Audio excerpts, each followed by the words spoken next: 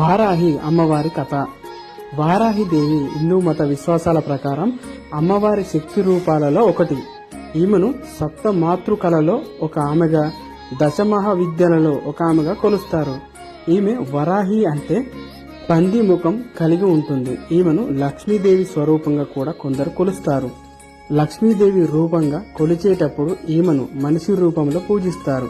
ఈమెను ఆరాధిస్తే జీవితంలో ఎదురయ్యే అడ్డంకులన్నీ తొలగిపోతాయని, శత్రు భయమే ఉండదని, అపార జ్ఞానం సిద్ధిస్తుందని, శక్తి జాగృతమవుతుందని చెప్తారు. వారాహి దేవి పేరు ఉన్న మూల మంత్రాలను, అష్టోత్తరాలను పఠిస్తే సకల జయాలు సిద్ధిస్తాయి అన్నది భక్తుల నమ్మకం. మరి ఇంతటి శక్తివంతమైన వారాహి అమ్మవారి గురించి ఆసక్తికర విషయాలను మనం ఇప్పుడు తెలుసుకుందాం. ఈమె వరాహస్వామి అర్ధాంగి, శివుడు నుండి శివాని, విష్ణు నుండి వైష్ణవి, బ్రహ్మ నుండి బ్రాహ్మిణి. ఇలా వారాహస్వామి నుండి వరాహి ఉద్భవించింది.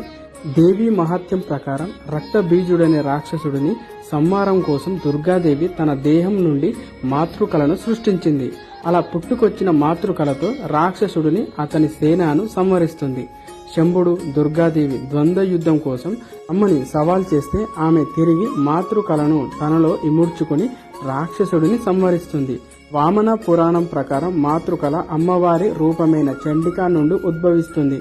వీపు భాగం నుండి వారాహి పుడుతుంది.